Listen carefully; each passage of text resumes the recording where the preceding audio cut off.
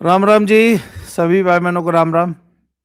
मैं हूं बाबा रामदास और आप देख रहे हैं स्लो जिंदगी और बाबा की खरी खोटी। मेरे साथ अवनीश भाई जुड़ गए। Avneesh PN Sharma ji, founder and editor of प्रारब्ध.in। अवनीश भाई राम राम। बाबा जी प्रणाम, सभी दर्शकों को राम राम जी। हिंदू हृदय सम्राट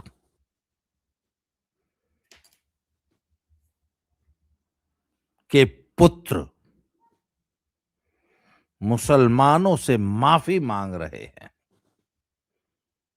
हमको माफ कर दो, हमारे अब्बू से गलती हो गई थी। उनको 92 वाला दंगा नहीं कराना चाहिए था। हमारे अब्बू दंगाई थे। आप लोगों को कष्ट हुआ, उसके लिए क्षमा चाहते हैं। प्लीज ओटवा दे दीजिए बीएमसी में। जी। सर, इसको कहते हैं अपने बाप को गाली देना, अपने बाप से अपना संबंध संबंध विच्छेद करना। और उसके बाद अगर ये कहते हैं कि मेरे पिता की बनाई पार्टी को, उनका सिंबल छीन लिया एक नाथ शिंदे ने, तो ये बात दोनों अलग अलग हैं सर। या तो ये सही है जो ये कह रहे हैं कि मेरा बाप दंगाई था, आपने बड़ा सही कहा सर। और या तो फिर एक नाथ शिंदे के पास ही हिंदू हृदय सम्राट बाला साहब ठाकरे की पूरी विरासत, पूरी लेगेसी है। ये कह के इस आदमी ने ये आज जता दिया कि मैं अपने बाप को डिसोन कर रहा हूं और उनकी पूरी विरासत असली में एकनाथ शिंदे के पास ही है। इसके लिए मैं उद्धव ठाकरे को धन्यवाद देना चाहता हूं कि कम से कम उन्होंने मराठी मानुस को, जो आज इन दोनों ठाकरे ब्रदर्स के इकट्ठा होने पर अगर किसी को कोई उम्मीद थी कि एक बार फिर मराठी मानुस के नाम पर ये दोनों भाई और मातोश्री और फिर जो शिव सैनिक है, जो असली शिव सैनिक है, जो एकनाथ शिंदे के साथ है, उसमें से थोड़ा बहुत बिखराव बीएमसी में होगा, उस उम्मीद पर इन्होंने पानी फेरा। इसके लिए एक बार फिर धन्यवाद उद्धव ठाकरे। सर, कल मैं भाऊ तुरस्कर साहब से बात कर रहा था बीएमसी इलेक्शन पे, हमारे यहाँ 3 बजे वो वीडियो जाएगा। मैंने भाऊ से एक बात पूछी। मैंने कहा भाऊ ये बताइए, लोकसभा 2024 के चुनाव में उत्तर प्रदेश ने और महाराष्ट्र ने सबसे तगड़ा झटका दिया था भारतीय जनता पार्टी।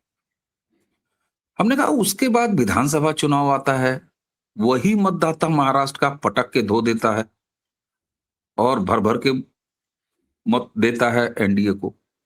फिर उसके बाद शहरी निकाय चुनाव अभी अभी बीते हैं और उसमें भी उसने वही कांड किया, यानी एनडीए को भरपूर समर्थन दिया। आप बीएमसी के लिए भी कह रहे हैं। बीएमसी के लिए उन्होंने कहा कि नीचे विपक्ष जमीन पर लड़ ही नहीं रहा है, वो लड़ने की केवल रस्म अदायगी कर रहे हैं। तो मैंने कहा आप इसमें भी कह रहे हैं, तो आखिर लोकसभा में क्या हो गया था? और अगर जो लोकसभा में हो गया था मराठी मतदाता का या महाराष्ट्र के मतदाता का, वो फिर विधानसभा और शहरी निकाय और बीएमसी में क्यों नहीं रिपीट हो रहा? तो उन्होंने कहा यार ये तुम लोगों की समझ की कमी है। वरिष्ठ व्यक्तित्व है। तो हमने कहा कैसे समझ में कमी है? बोले यार तुम फिगर निकालो और देखो कि लोकसभा 2024 के चुनाव में एनडीए और सो कॉल्ड इंडिया अलायंस के बीच में कितने वोटों का अंतर था। उन्होंने कहा 2 लाख वोट का अंतर था। तब मुझे समझ में आया कि जो ट्रेंड लोकसभा में मतदाता का था, वही विधानसभा में, वही शहरी निकाय में, वही बीएमसी में। यानी महाराष्ट्र का मतदाता नेशनल इलेक्शन से लेके थोड़ी उदासीनता रही। आप 2 लाख अगर वोटर्स को अपने घर से निकाल ले गए होते, चमड़ी थोड़ी सी आपकी मोटी हो गई थी। मैं भाजपा संगठन को कह रहा हूं, यही उत्तर प्रदेश में हुआ था तमाम और फैक्टर के साथ। यहां भी चर्बी ज्यादा हो गई थी कि हम मोदी और योगी के ब्रांड के नाम पर निकाल ले जाएंगे एसआईआर के लिए। इसीलिए योगी आदित्यनाथ के तेवर बिल्कुल बदले हुए हैं।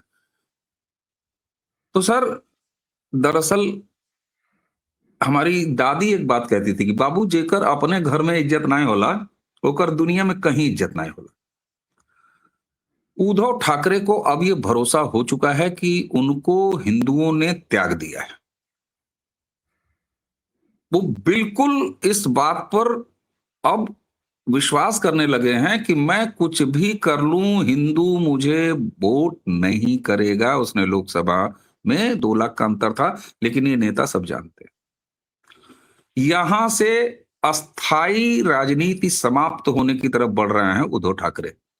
वो मुसलमानों के भी नेता कभी बन के नहीं रहेंगे। आप तो महाराष्ट्र गए थे सन, आपकी एक बात मैं आप ही को सुनाता हूं। ये केवल अपनी कौम का है।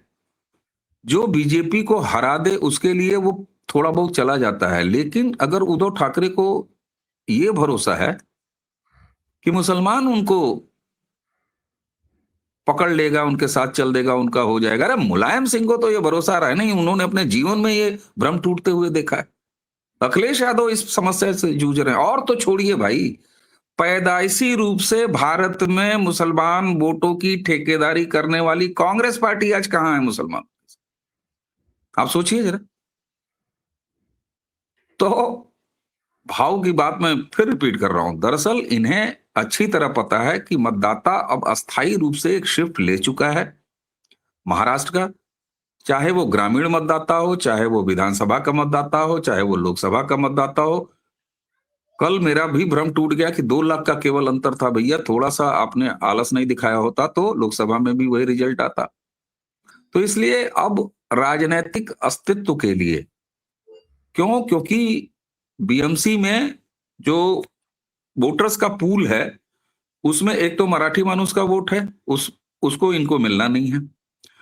कांग्रेस और अंबेडकर ये मिलके लड़ रहे हैं, तो दलित वोट भी इनको नहीं मिलेगा। लेकिन कांग्रेस है, मुसलमान वोटों में बंटवारा है, एनसीपी में भी बंटवारा है। और यहां तक कि एक खबर ऐसी चल रही है, उसको आपको पता ही है कि ओवैसी की पार्टी के साथ एक जगह गठबंधन कर लिया है भारतीय जनता पार्टी ने। हालांकि उसको लेके अभी कंफ्यूजन है और मैं अपडेट भी नहीं हूं तो इस पर नहीं बोलूंगा। तो मुसलमान वोटों में बंटवारा है, और उसमें से एनसीपी के शरद पवार के पास जाने के बाद, कांग्रेस के पास जाने के बाद बीएमसी में इनके पास कितना आएगा? तो वो एक रोटी के टुकड़े की तलाश में है, और मुसलमानों के सामने वो इसलिए लेट रहे हैं कि हिंदुओं की तरफ से उनको शून्य मत प्राप्त हो रहे हैं मराठी मानुस के। दोनों भाइयों को इकट्ठा होने के बाद भी दलितों का वोट उन्हें मिलना नहीं है।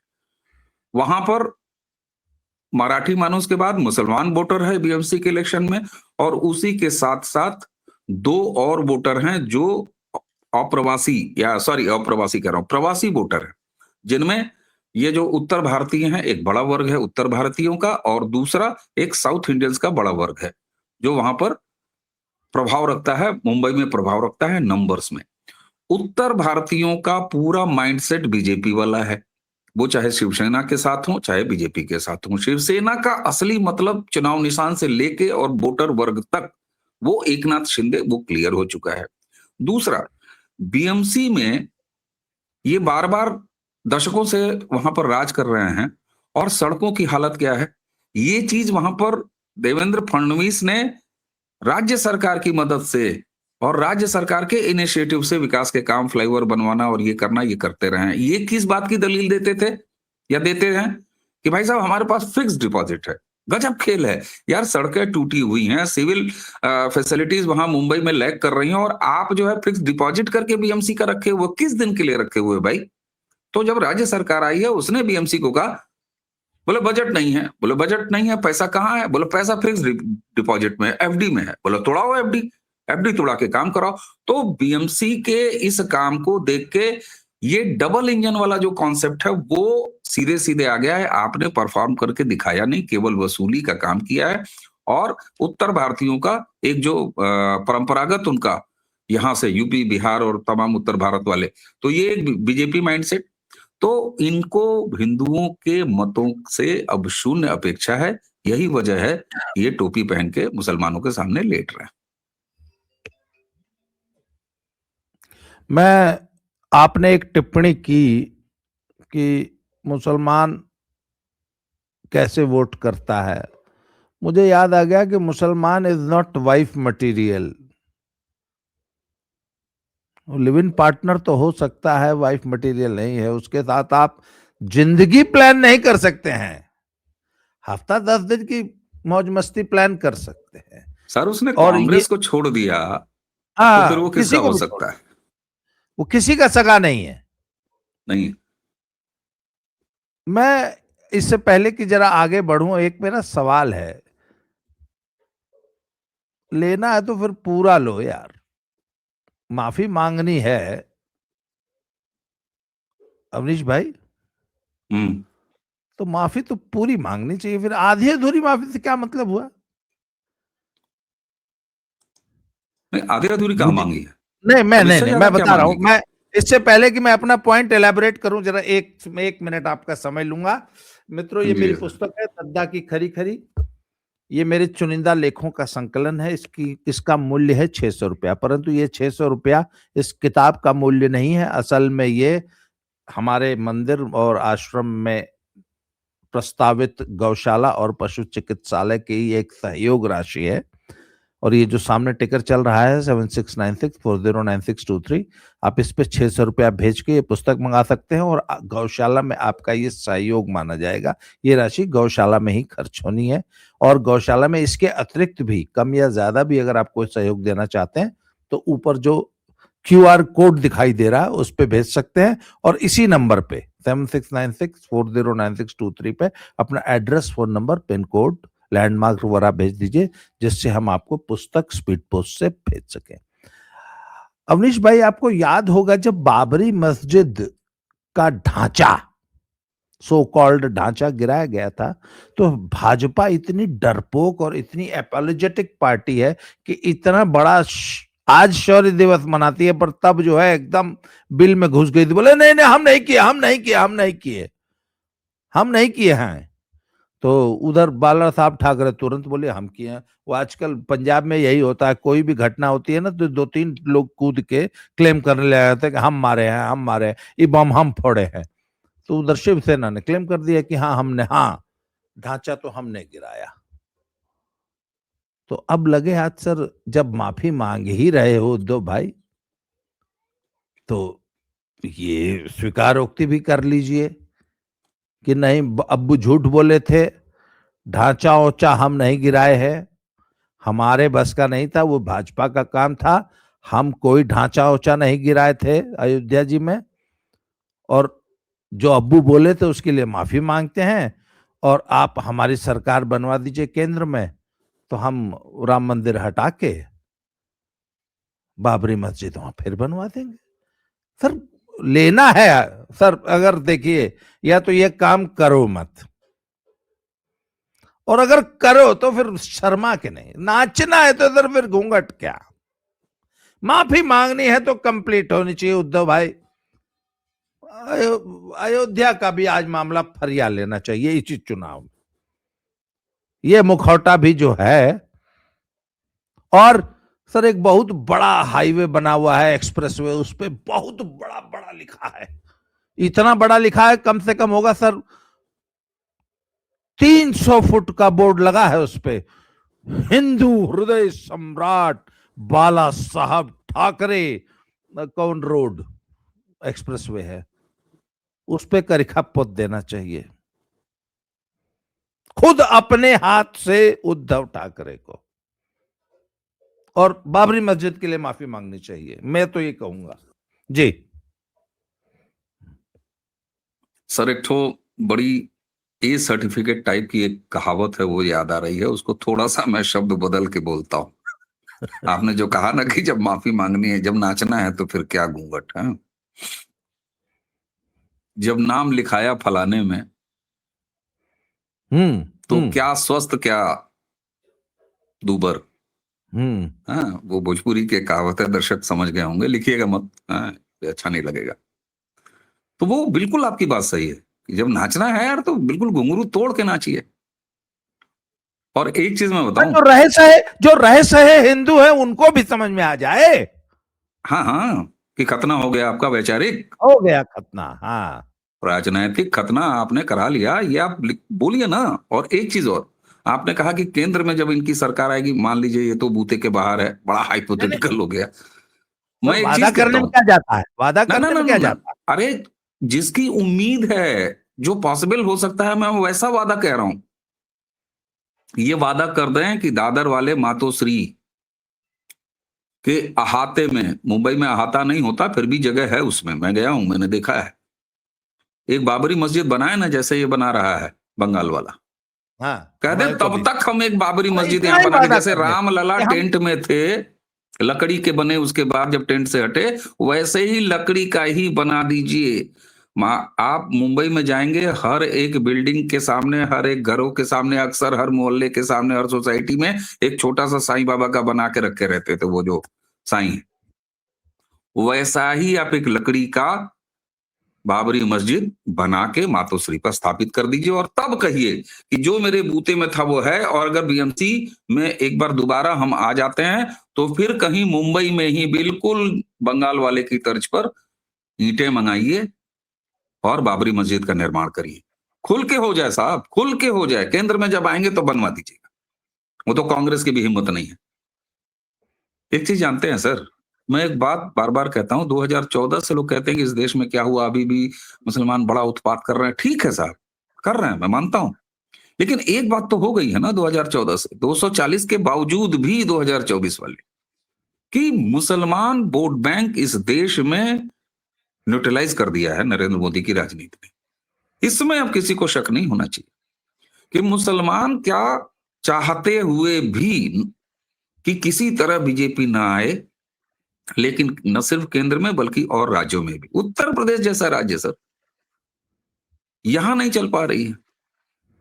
तो दरअसल होता क्या है ना सर, मुझे एक शेर याद आ रहा है कि ना उड़ा यूं ठोकरों से मेरी खाके कब्र जालिम, बस एक रह गई है मेरे प्यार की निशानी। उद्धव ठाकरे को यह पता है कि लोकसभा के चुनाव में, देश के चुनाव से उनकी भूमिका समाप्त, इंतकाल हो चुका है। उन्हें पता है कि विधानसभा, महाराष्ट्र की विधानसभाई राजनीति में, राज्य की राजनीति में उनका राजनीतिक भविष्य समाप्त। उनको पता है कि शहरी निकाय चुनाव में भी उनकी राजनीति खत्म, और इसलिए अब वो एक प्यार की निशानी जो बीएमसी है, जहां से इनका खाना पीना चलता रहे, उसके लिए वो किसी भी हद तक जा सकते हैं और गए हैं। और सबसे बड़ा प्रमाण और उनका अपने को स्वीकार करना है कि हिंदुओं ने उन्हें त्याग दिया है, मराठी मानुस ने उन्हें त्याग दिया है। और एक चीज और सर, कल भाऊ ने बड़ी अच्छी बात बताई, मैं बार बार भाऊ को कोट करूंगा, वरिष्ठ हैं और महाराष्ट्र से का उनके पास से ज्यादा किसके पास अनुभव होगा। उन्होंने एक चीज कही, अवनीश तुम जरा ध्यान दो कि ये राज ठाकरे और ये सशरीर एक साथ खड़े हुए हैं, लेकिन राज ठाकरे लगातार उनसे दूरी बना रहा है और अपने लोगों को वो संकेत दे रहा है कि भैया हम नहीं।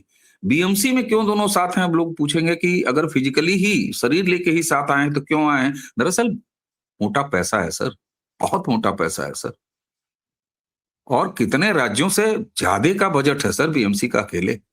तो ये केवल पैसे का मामला है, इसके अलावा और कोई मामला नहीं है कि दोनों साथ आए हैं ताकि दुकान कुछ चलती रहे। उनको यही उम्मीद है, लेकिन ये उम्मीद भी इस बार होनी नहीं है। क्यों? क्योंकि लोकसभा से जो ट्रेंड चला आ रहा है, महाराष्ट्र ने सर अभी विधानसभा में धोया था, तुरंत निकाय में धो दिया। बीएमसी का रिजल्ट आने दीजिए सर, इनकी राजनीति बीएमसी से भी समाप्त होगी। निकाय का जो रिजल्ट था वो तो हूबहू रेप्लिका था विधानसभा का। तब है ना, हम पूछे कि लोकसभा में उल्टा कैसा था, डांट दिए भाऊ, कहे कि अबे कहां उल्टा था, 2 ही लाख का मामला था, इनके थोड़ी सी चर्बी जम गई थी बीजेपी वालों के कि अपने वोटर को निकाल नहीं पाए, है ना, वरना अगर अपने वोटर्स को निकाल दिया होता तो खत्म था मामला उसमें भी। तो ट्रेंड बिल्कुल है, वो मतदाता अपनी जगह फिक्स हो चुका है सर। वो क्या लोकसभा, वो क्या विधानसभा, वो क्या निकाय, क्या बीएमसी, तो अब कोई रास्ता है नहीं सर भाई, मुझे एक मुझे रह गई है अवनीश मेरे भाई प्यार एक की बात निशानी। बताइए, अवनीश भाई एक बात बताइए, वो क्या नाम, नई दिल्ली में लगभग 1:30 बजे के आसपास प्लेटफॉर्म नंबर 6 और प्लेटफॉर्म नंबर 7 पे, दोनों पे सचखंड एक्सप्रेस खड़ी होती है। एक पे खड़ी होती है और ठीक एक ही समय पे, एक पे खड़ी होती है अमृतसर जाने वाली, एक पे खड़ी हो तो ये नांदेड़ जाने वाली। तो कई बार जो यात्री हैं वो चढ़ना होता था अमृतसर वाली में, चढ़ जाते थे नांदेड़ वाली में। तो भैया अगर गलती से चढ़ भी गए हो तो अरे यार कूद के फरीदाबाद में उतर जाओ, मथुरा में उतर जाओ, कहीं उतर जाओ, कि साले अब नांदेड़े जाके उतरोगे, जाना तुमको अमृतसर है। सर एक गलती मान लीजिए हो ही गई, आपकी सर एक बड़ी अच्छी आदत है। आप जो है ना कई बार मैं जब कांग्रेस पर बात होती तो नहीं, आप कहते हैं क्या राहुल कारण गांधी आपके अंदर नहीं, नहीं, अचानक नहीं सर, हैं? सर उसका एक कारण है। हैं? सर अपना अपना बच्चा, अपना भाई कहाँ रहा अगर बच्चा बच्चे नहीं, नहीं, बच्चे ने अगर मजहब अपना नहीं, मजहब अपना सर, लिया सर। अरे सुनिए सर, अगर अपना भाई नूनी कटा ही ले तो हम तो कोशिश करेंगे कि कोई बात नहीं, अब आ जाओ, घर वापसी कर लो, बच्चा लव यज्ञ जिहाद कर का दे। शिकार हो गया सर। बच्चा लव जिहाद का शिकार हो गया सर, क्या करिएगा, छोड़ दीजिए, त्याग दीजिए। सर मराठी मानुस ने सर, राजनीतिक श्राद्ध कर हाँ, दिया है, अंतिम संस्कार कर दिया है उद्धव ठाकरे का। ये उद्धव महाराष्ट्र का, ठाकरे को मुंबई एहसास का हो चुका हिंदू, है। सर मुंबई का हिंदू सोचता क्या होगा? उसको नहीं दुख होता खराब तो होगा? लगता होगा, बिल्कुल सर, दुख तो होता हो, नो डाउट। नहीं, हमारा सब, सर एक बताइए ना, हमारा सबसे बड़ा आइकॉन, नो डाउट। हमारा हिंदुओं का सबसे बड़ा आइकॉन जिस पे हम लोग गर्व करते थे, अरे सर गुलाम अली का कार्यक्रम नहीं होने दिया था, मुझे याद है। मैं बड़ा पिच खोद, मतलब आप भी सर गजलें पिच, सुनते हैं, मैं भी गजलें सर सुनता हूँ। पिच खोद देता और था क्रिकेट का पिच खोद, वानखेड़े का पिच खोदना, है ना सर। तो क्या ही कहा जाए सर, ये प्रारब्ध है जहां लेके गया। लव जिहाद का शिकार हो गया सर, वापसी का अब कोई रास्ता नहीं है। और ये तय कर दिया है मराठी मानुस ने, महाराष्ट्र के हिंदुओं ने ये तय कर दिया है।